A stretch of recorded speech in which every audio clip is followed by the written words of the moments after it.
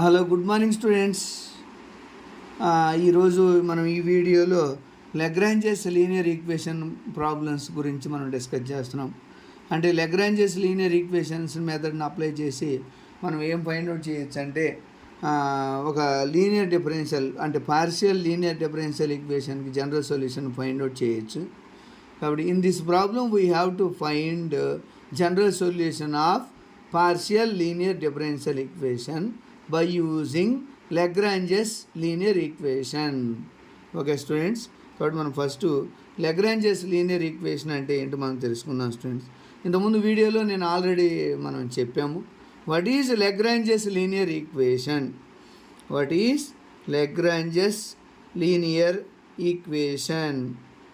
Linear partial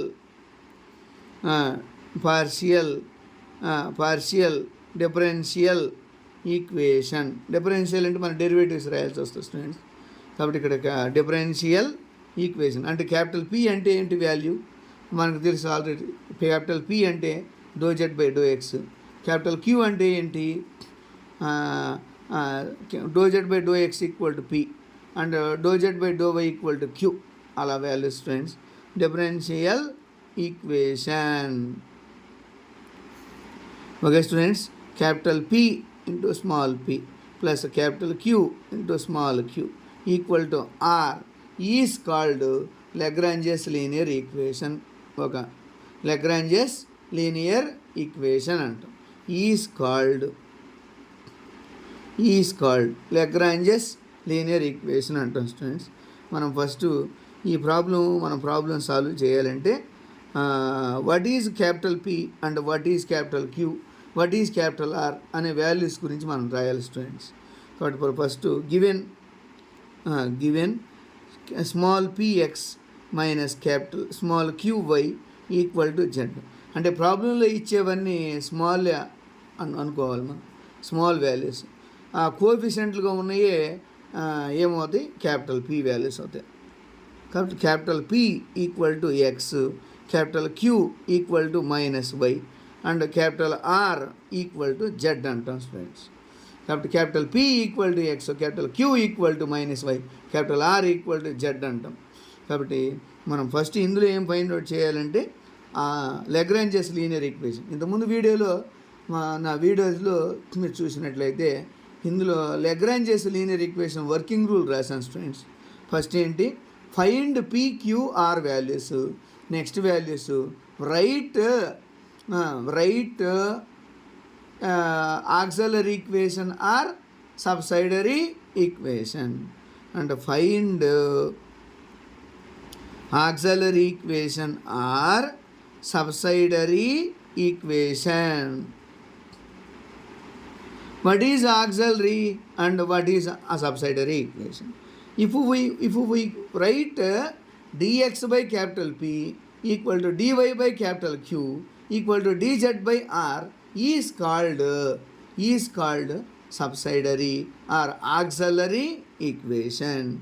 An equation of the form dx by capital P dy by capital Q dz by capital R is called auxiliary or subsidiary equation.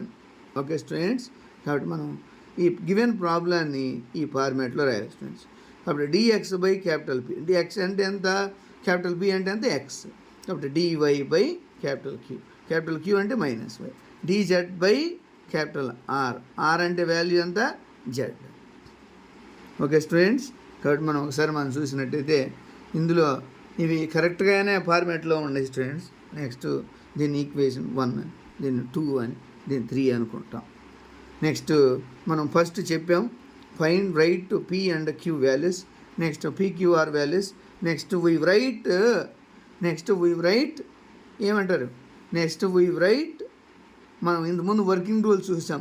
ఆ working రూల్గా మనం చూసినట్టయితే auxiliary equation తర్వాత grouping అంటాం. Apply grouping అంటే ఏంటి?